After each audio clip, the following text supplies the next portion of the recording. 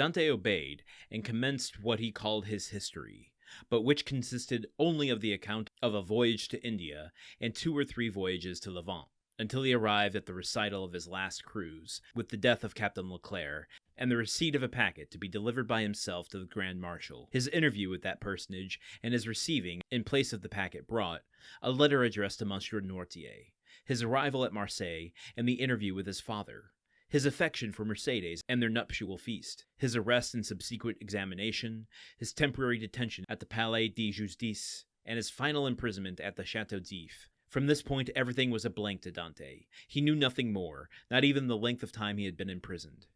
His recital finished, the abbé reflected long and earnestly. "There is," said he at the end of his meditations, "a clever maxim which bears upon what I was saying to you some little while ago, and that is that unless wicked ideas take root in a naturally depraved mind, human nature, in a right and wholesome state, revolts at crime.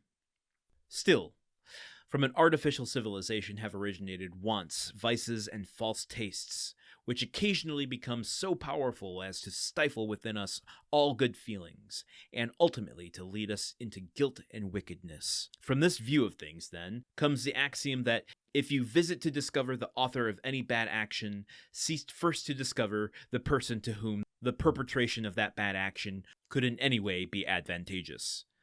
Now, to apply it in your case, to whom could your disappearance have been serviceable? To no one, by heaven. I was a very insignificant person. Do not speak thus, for your reply evinces neither logic nor philosophy. Everything is relative, my dear young friend, from the king who stands in the way of his successor to the employee who keeps his rival out of a place. Now, in the event of the king's death, his successor inherits the crown. When the employee dies, the supernumerary steps into his shoes and receives his salary of 12,000 livres. Well, these 12,000 livres are his civil list, and are as essential to him as the 12 millions of a king. Everyone, from the highest to the lowest degree, has his place on the social ladder, and is beset by stormy passions and conflicting interests, as in Descartes' theory of pressure and impulsion. But these forces increase as we go higher, so that we have a spiral in which defiance of reason rests upon the apex and not at the base. Now let us return to your particular world. You say you were on the point of being made captain of the Pharaon.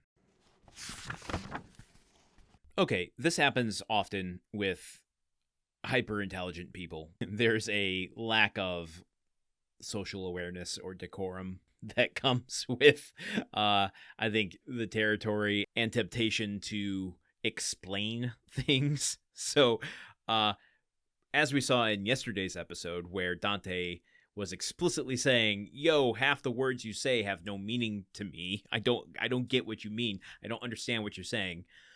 Not a message Faria has really absorbed and processed and internalized yet, has he? In here explaining to Dante social ladders and dynamics and how, axioms and maxims and how things can play out politically to those who it's advantageous for, and who's being the spiral between the base and the apex of social ladders. Like, can you dumb it down a little bit? Like, not that Dante's dumb, but like, just can you do a little bit better at plain speaking, Faria, please, for all of us? But thank goodness Dumas just does a little recap here. I was a little bit worried that Dante was going to go into a long-winded speech, and it might have added perhaps some emotional depth to the recap of things that have occurred, and given us his perspective, so we could see if it deviated from the actual events we saw unfold. But for economy of language and storytelling, thank you, Dumas, for not doing that. Well, actually, let me backtrack for a second. This is wild speculation on my part. I recognize this, but and I am not an expert on the way people learn things. Repetition and context, I know, are important to learning. Do you think that Faria, by continuing to use these words but drawing into Dante's experience, is subtly starting to teach him things? let me bring out the evidence that I think might be pointing towards this. He says, there is a clever maxim which bears upon what I was saying to you some little while ago, and that is that unless wicked ideas take root in a naturally depraved mind, human nature in a right and wholesome state revolts at crime.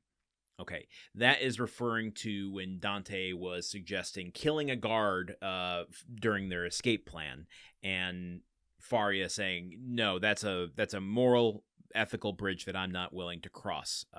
My liberty is not worth the life of somebody else. And he suggested that Dante had never thought of it before because the human mind revolts at that level of action and depravity. So he here is saying, let me remember what I was telling you with that, and phrasing it in a way is like, there's a clever maxim which bears upon what I was telling you some while ago, and that is ... So by relating, like, I told you this thing earlier, and I'm going to tell you a similar thing, and this is called a maxim. I mean, do you think, again, I told you this is wildly speculative, but do you think Faria is kind of very gently elevating how Dante understands these things by incorporating context and repetition? Maybe. I don't know. I'm not an educator. Clearly, if you are this far into the podcast, you know that by now. But while we're on the kind of speculative side of things, I do want to point out just a stylistic or tonal or literary thing that Dumas might be doing here. When Dante kind of finishes his story, he says that he has no memory after imprisonment. And I think this is indicating a sort of disorientation, a demarcation in his life. Like, that was life before, this is life in purgatory, and, maybe alluding to there will be a life after. So, because when he doesn't really have any memory of it, it's not amnesia. He understands what has happened to him, but he doesn't really, it's not logged in his brain the same way. It is a kind of emotional disturbance that he's probably going to look back on as a pivotal turning point in his transformation. And speaking of the emotional side of things, I want to earmark that for something I want to go into tomorrow to further illustrate some of the style that Dumas is employing in this story compared to some other stuff I've been reading. But I think that's enough for today. Remind me tomorrow when we start class. Hey, I was going to talk about this. I'm counting on you to remind me. So until then, until tomorrow, that is, I will see you here. Okay, goodbye. The Countdown of Monte Cristo is part of the Gruntwork Podcast Network. This show is produced, edited, and hosted by Landon Solano. The original text of The Count of Monte Cristo by Alexander Dumas. Theme song by Magic Solo. If you want to support the show and others like it, visit patreon.com/gruntworkpod. Thank you for listening. See you tomorrow.